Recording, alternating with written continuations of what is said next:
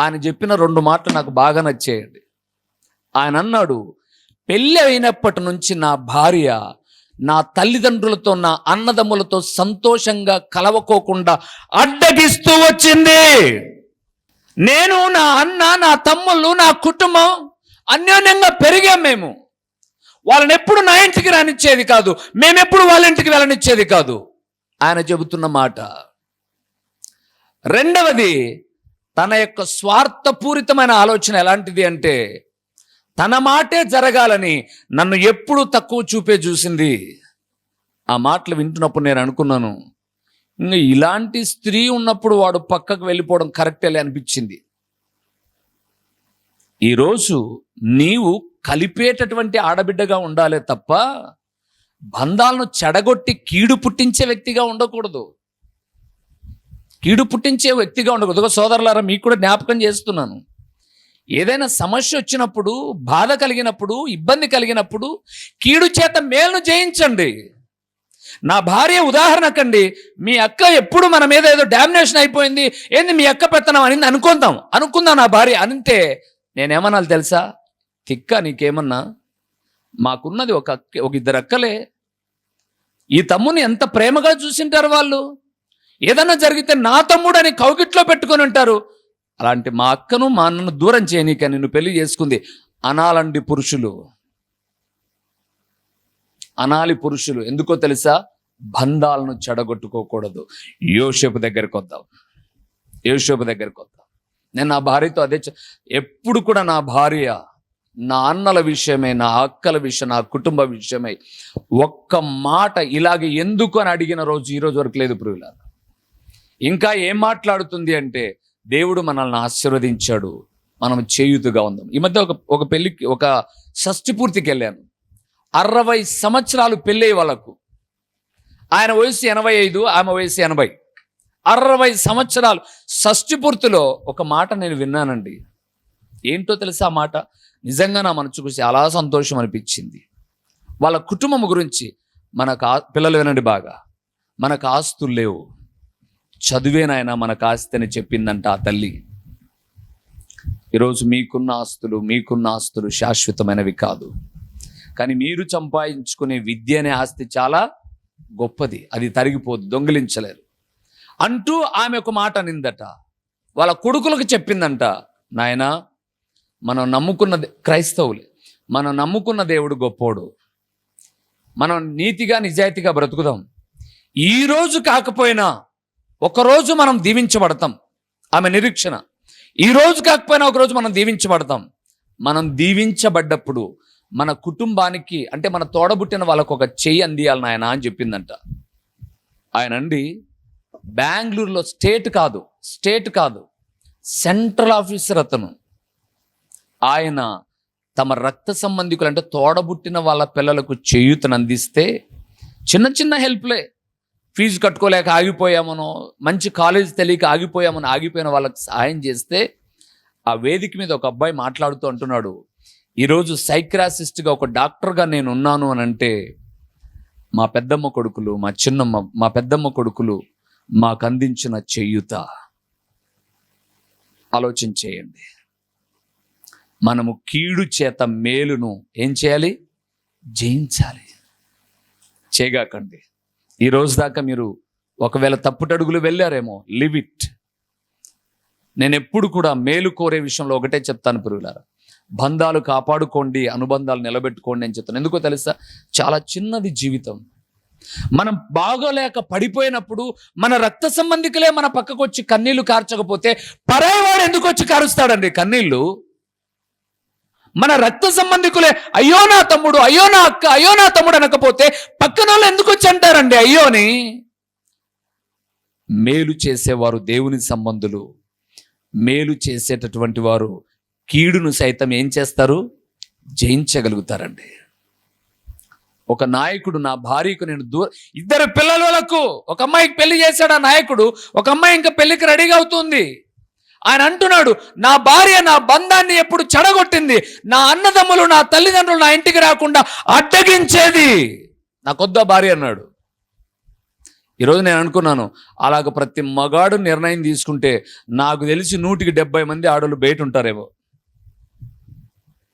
వాకిలి ముందర కూర్చొని ధర్నాలు చేస్తుంటారేమో, జిందాబాద్ జిందాబాద్ స్త్రీ జాతి వర్ధిల్లాలి అని జిందాబాద్ అంటారేమో.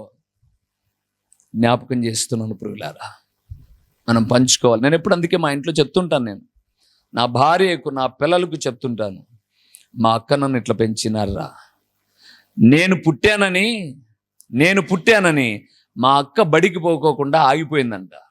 ఎందుకు? మా అమ్మ నాన్న పనికి వెళ్తే మా అక్క ఉయ్యాలో పనికి. అంటే నేను చదువుకోవడానికి నా తోడబుట్టిన సోదరి చదువేమైంది? త్యాగం అయిపోయింది. ఇప్పుడు దేవుడు ఒకవేళ నాకు ఆటికాటికి ఉంటే అది వేరే విషయంలే.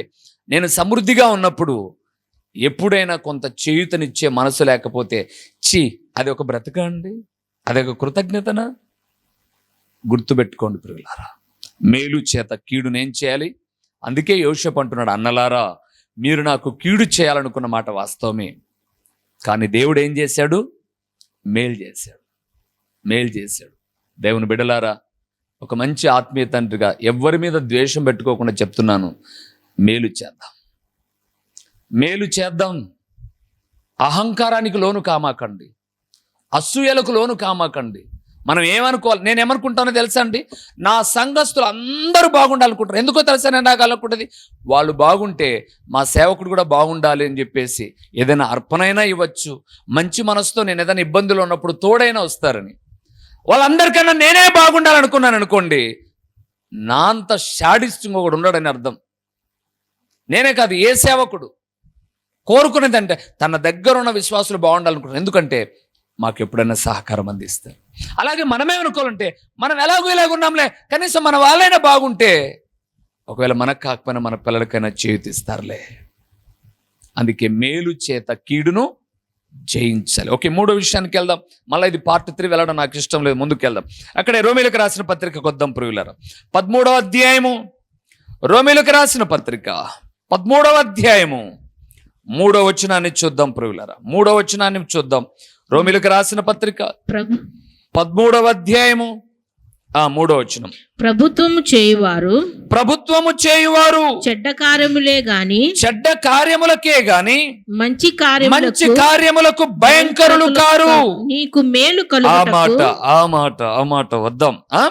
నీకు మేలు కలుగుటకు అధికారులు దేవుని పరిచారకులు వారికి భయపడక ఉండగోరితివా? మేలు చేయుము, అప్పుడు వారి చేత మెప్పు పొందుదువు. చాలు ప్రియులారా, అధికారులే కాదు, సేవకులు కూడా మీకు అధికారులే.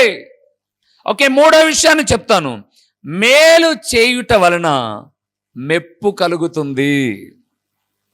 మేలు చేస్తే ఏం కలుగుతుంది? మెప్పు, అప్రిషియేట్ చేస్తారనమాట. అప్పుడప్పుడు ఏంటి, నిన్న కూడా సభకి వెళ్తే దేవుని వాక్యం ప్రకటించిన తర్వాత ఆ పాస్టర్ గారు లేచి మాట్లాడిన మాట ఏంటంటే, 2 స్పీకర్లు వెళ్ళాం. నా ముందు ఒక ఆయన చెప్పాడు, తర్వాత నేను చెప్పాను. నేను ఆయన్నేం తక్కువ చేయలేదు. ఆయనకు దేవుడిచ్చిన తలంపు ఆయన పంచుకున్నాడు, నాకు దేవుడిచ్చిన తలంపు నేను పంచుకున్నాను. కానీ అక్కడున్న స్థానిక పాస్టర్ గారు, ఆ చర్చి పాస్టర్ గారు లేచి, చాలా పెద్ద సంఘం, ఆయన లేచి అంటున్నాడు, మనము ఈ సంఘములో ఇలాంటి వాక్యం విని కొన్ని ఏండ్లైంది కదా అన్నాడు. అంటే ఆయన కూడా ఇన్నేళ్ల నుంచి వాక్యం చెప్పలేదని అర్థమే కదా అని అంటూ, ఇలాంటి మాటలు మాకు వినిపించిన తమ్ముడు, సేవకునే నేను ఇంకా దేవుడు దేశ విదేశాల్లో వాడుకోవాలని మా ప్రార్థనని మెచ్చుకొని శాల్వా కప్పాడు.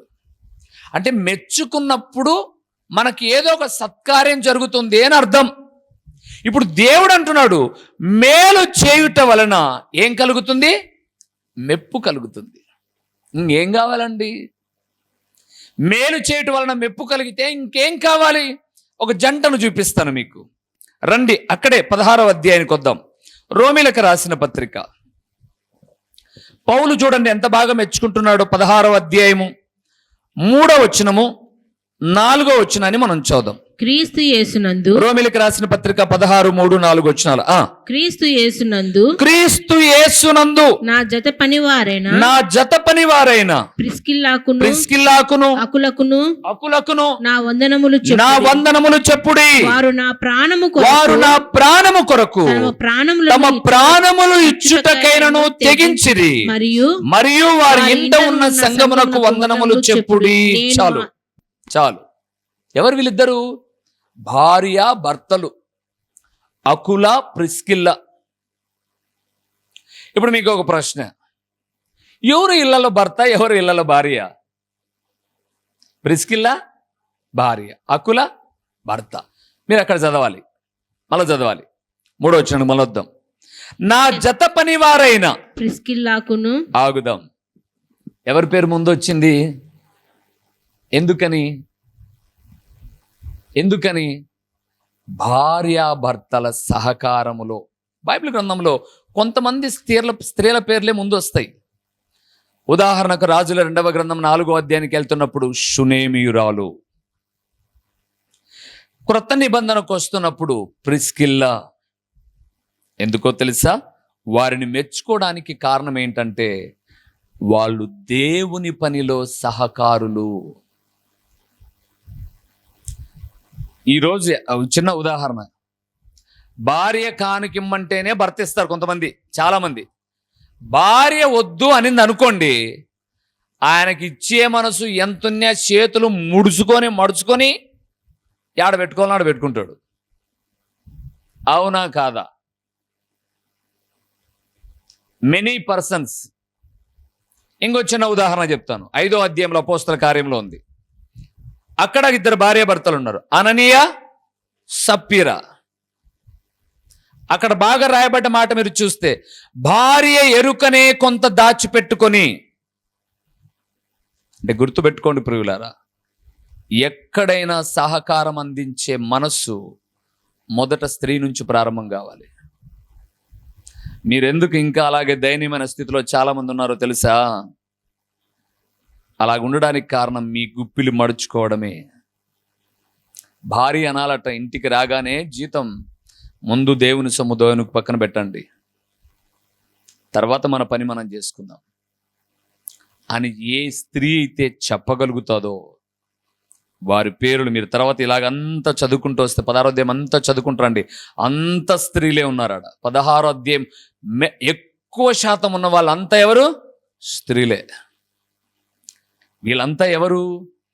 దేవుని పనిలో తమ భర్తలను మెప్పించి సహకారం అందించిన ఘనురాళ్ళు వీళ్ళు. ఈరోజు ఇంకా మీ కుటుంబాలు కొన్ని ఉన్నాయంటే, అంతో ఇంతో నెమ్మదిగా తింటున్నారు అని అంటే వీరి మనస్సులను ప్రేరేపించి దేవుడికి ఇచ్చే మనస్సును కలిగినందుకే. మెప్పు అనేది దేవుని సన్నిధానంలో మేలు చేసేవారికి కలుగుతుంది ప్రియులారా. అందుకే ఇక్కడ రాయబడింది, అకుల ప్రిస్కుల అనబడేవారు. మీరు చదివారా లేదో? చదవండి మరొకసారి. 4వ వచనం చదువుదాం. వారు నా ప్రాణము కొరకు తమ ప్రాణము ఇచ్చుటకైనను. బా, ఎంత త్యాగం అండి! డబ్బులు ఎవడికి కావాలండి? దేవుడు ఎప్పుడు ఏది అవసరమో అది ఇచ్చేవాడు ప్రియులారా. ఆ మనస్సు చూడండి. అందుకే మీరు మొట్టమొదటి అర్పణ అర్పించిన హేబేలు కయీను దగ్గరికి వెళ్తే ఒక పాట కూడా రాశారు భక్తులు మంచిగా. అర్పించు వాటి కంటే అర్పించు మనసు ముఖ్యం. ఏది ముఖ్యం? లెక్కెంత ఇచ్చావు కాదు ముఖ్యం, మనసు ఉందా లేదా ముఖ్యం. హేబేలు అర్పించిన అర్పణను అంగీకరించడానికి హేబేలు తీసుకొచ్చిన అర్పణకు ముందే అతని మనస్సులోని నిశ్చయత ముఖ్యం. అందుకే ఇక్కడ అన్నాడు అకుల ప్రిస్కిల గురించి, వారు తమ ప్రాణము ఇచ్చుటకైనను తెగింపు కలిగిన వారు.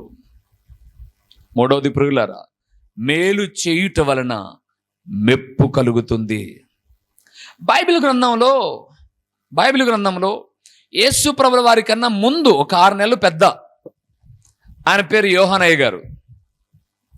ఆయన సువార్త ప్రకటిస్తూ ఉంటే గుండెలు కోసేవాడు. అట్లే మీరు చూడండి ఏం మాట్లాడతాడు తెలుసా? సర్ప సంతానమా అన్నాడు. బాప్తీసం తీస్తున్నాడు ఆయన యోర్దానులో సైనికులు వచ్చారు, శాస్త్రులు, పరిసయ్యులు, ఊరు వాళ్ళు అందరూ వచ్చి, అయ్యో మేము చచ్చిపోతాం తండ్రి, దానికి ముందు బాప్తీసం తీసుకుంటామని అందరు వస్తే వాళ్ళందరూ తిక్కిలాగా చేయి చెప్పి సర్ప సంతానమా అన్నాడు. అంటే ఏమని అర్థం? పాముకు పుట్టిన పిల్లలారా అని. బాగుంటుంది ఆ మాట. అంటే బాప్తీసం తీసుకోవడానికి మీ దగ్గరకు వస్తే ఆ మాటకు అర్థం అదే.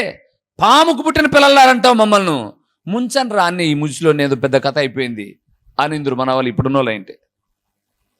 యోహాను గద్దించినా హెచ్చరించినా అందరికీ నచ్చింది, ఇద్దరికి తప్ప. ఎవరెవరు వాళ్ళిద్దరు?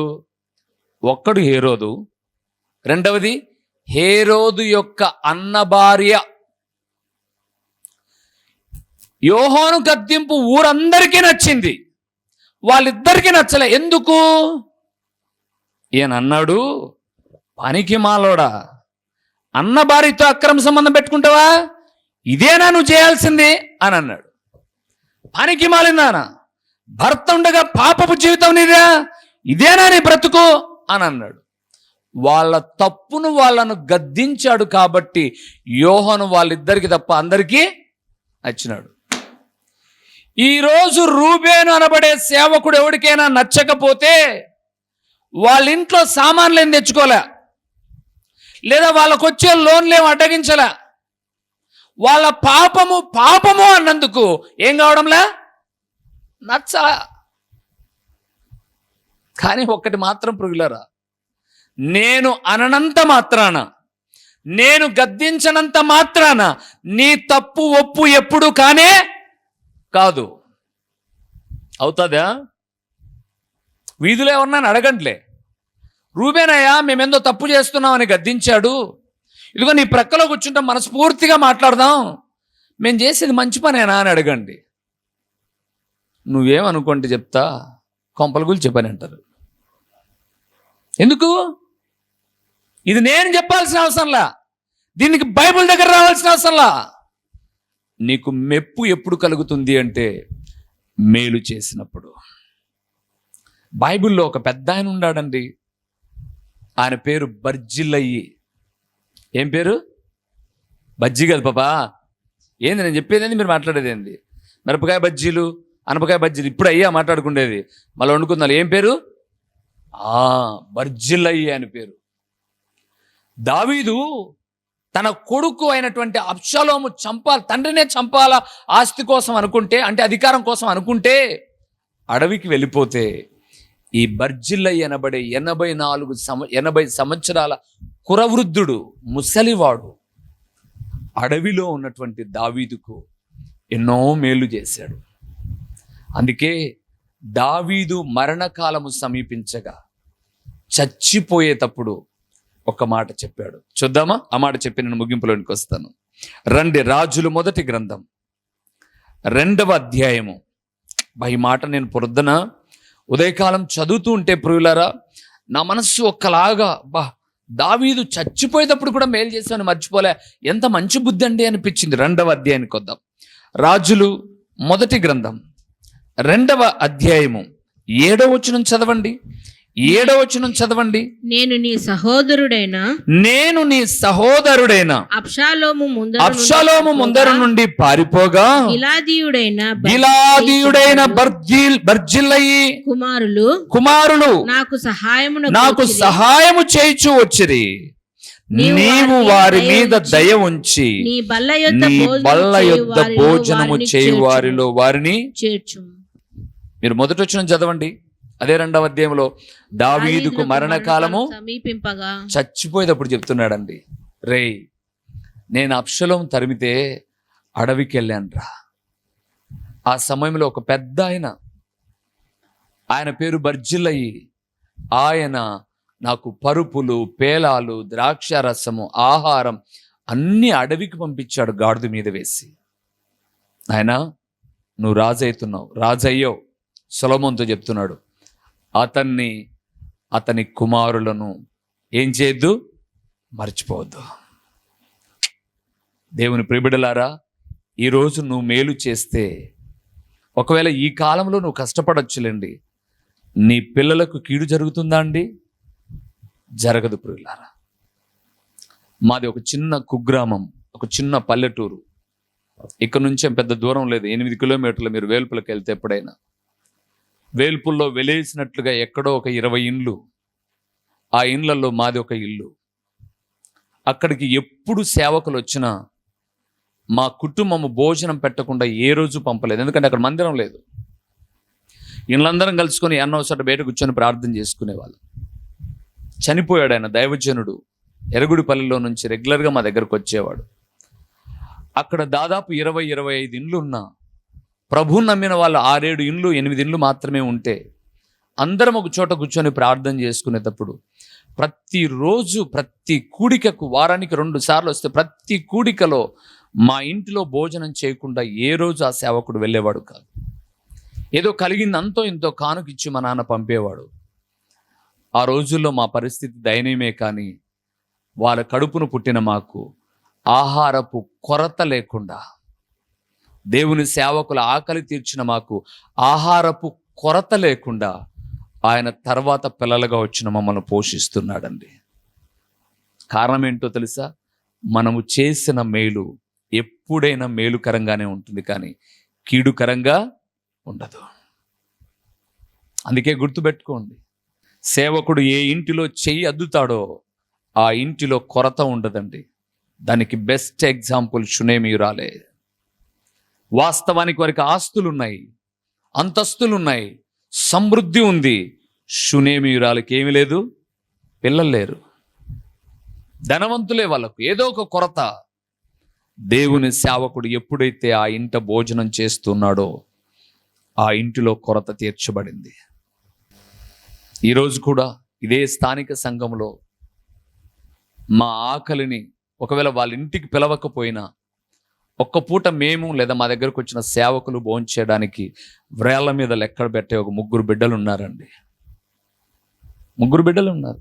ఒక అనితమ్మ, ఒక మంజులమ్మ, ఒక తేజ.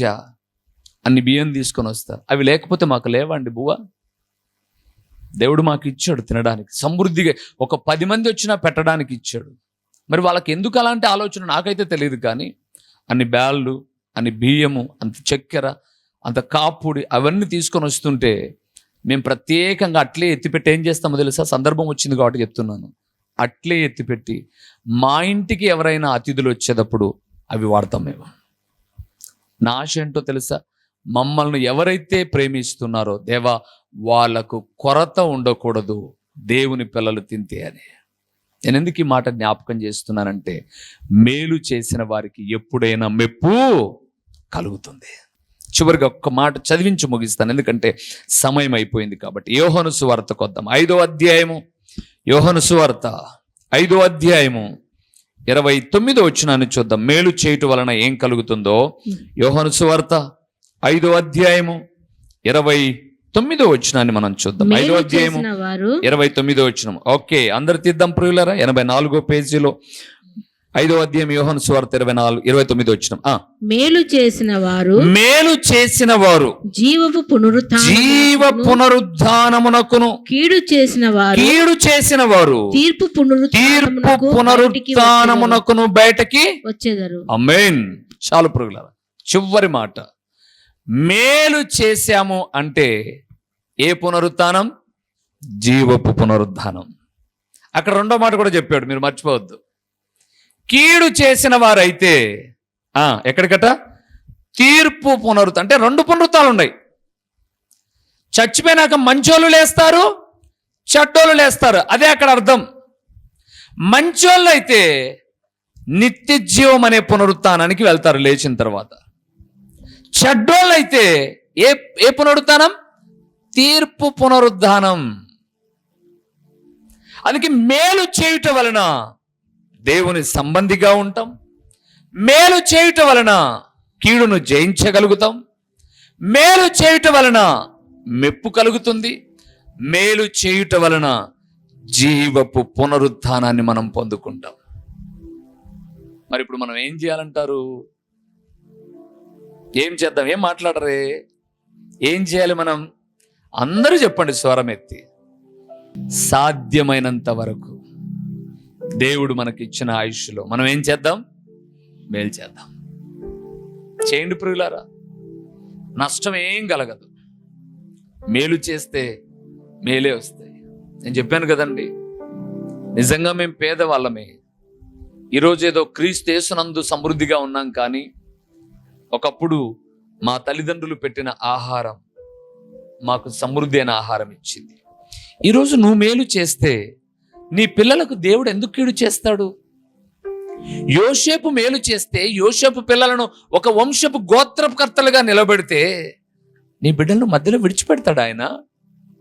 అంటే యోసేపు ఆరాధించే దేవుడు ఒకడు, మనం ఆరాధించే దేవుడు ఒకరు అనుకుంటున్నారా మీరు? నిన్న నేడు ఏకరీతిగా ఉన్న దేవుడు ఆయన. మన పిల్లలు దీవెనకరమైనటువంటి స్థితిలో ఉండాలి అని అంటే మనం మేలు చేయాలి. బైబిల్ అంతా చదవండి. మేలు చేసిన అబ్రహాము కుమారుడైనటువంటి ఇస్సాకు ఎంత నెమ్మదిగా ఉన్నాడు. ఇస్సాకు కొడుకైన యాకోబు అడుగుజాడలను అనుసరించిన యోసేపు, బెన్యామీను, మిగతా వాళ్ళంతా జాదుగాళ్ళు. అంటే నేను జ్ఞాపకం ఏం చేస్తున్నానంటే, ఎవరైతే మేలు చేస్తారో మెప్పు కలుగుతుంది, దీవెన కలుగుతుంది. అందుకే దేవుని బిడ్డలారా, మేలు చేద్దాం, మేలునే పొందుకుందాం. లేచి నిలబడండి, ప్రార్థన చేద్దాం. ఒక్కసారి ప్రభు ఎదుట ఇప్పటిదాకా మనం ఎవరెవరికి కీడు చేశామో ఒప్పుకొని విడిచిపెడదాం. దేవా, నన్ను క్షమించు తండ్రి. నా ఉద్రేకమో, నా కోపమో, నా అసూయో, నా ద్వేషమో, నా వల్ల ఏ కుటుంబమైనా నలిగిపోయిందేమో, నన్ను మన్నించి ఇక మీదట నా స్వభావం మార్చుకునే గుణాన్ని నాకు ఇయ్యనంటే విడువని దేవుడు ప్రియులారా, నా దేవుడు, మేలు చేయువాడు నా దేవుడు, మేలు చేయువాడు ఆయన. ప్రార్థన చేద్దాం. మహాపరిశుద్ధుడువైన మా ప్రియ పరలోకపు తండ్రి, మా మంచి దేవుడవైన ప్రభువా, మీకు స్తోత్రములు నాయనా. మీ స్వభావము మేలు చేయునది తండ్రి. మేలు చేసే దేవుడవు నాయనా నువ్వు. నిన్ను నమ్మిన బిడ్డలు మేలు చేస్తే వారికి ఏం కలుగుతుంది అంటే, మేలు చేసే వాళ్ళు నా సంబంధులు, వాళ్ళు నేను విడిచిపెట్టను వాళ్ళని అన్నావు. మేలు చేసేటటువంటి వారు కీడును జయించగలుగుతారు అన్నావు. మేలు చేస్తే వాళ్ళకు మెప్పు కలుగుతుంది అన్నావు. ఈరోజు ఒకవేళ ఇంత సంఘంలో ఒకరిద్దరిని మెచ్చుకుంటే వారు మేలు చేయడమే కదా ప్రభువా. ఒక శుభదినాన 10 మందికి ఒక గిఫ్ట్ ఇస్తున్నాము అంటే వారిని మెచ్చుకోవడంలో మేలుకరమైన లక్షణం ఉందనే కదా తండ్రి. ఆ మనస్సు ఎందుకు ఉండడం లేదో మాకైతే తెలియదు, కానీ ఈ దీన సేవకుడు, ఈ వాక్యమైన బిడ్డలందరూ కూడా మేలుకరమైన మార్గంలో పయనించడానికి సహాయం చేయండి. మేలు వలన కలిగే జీవ పునరుత్థానాన్ని ఈ వాక్య వీక్షకులైన బిడ్డలందరూ అందుకోవడానికి సహాయం చేయండి. ఓ తండ్రి, ప్రకటించబడిన పరలోకపు సంగతులు వ్యర్థముగా పోకుండా సారవంతమైన నేలను పడిన విత్తనము వలె 30 60 100 ఫలింపచేసి మీ ఘననామానికి మహిమను మీరు కలుగు చేసుకొనుమని ఎంతైనా నమ్మదగిన దేవుడవైన మీకు స్తుతులు చెల్లించుకుంటూ యేసు నామములో అడిగి పొందియున్నాము తండ్రి, ఆమేన్. మా చిరునామా దైవజనుడు బ్రదర్ ఓ రూబేన్ గారు, క్రీస్తు ప్రార్థనా మందిరం, డోర్ నెంబర్ 1-10-386, నగరిగుట్ట, పులివెందుల, కడప జిల్లా. మీ ప్రార్థనా అవసరాల కొరకై సెల్ నంబర్ 9989067409.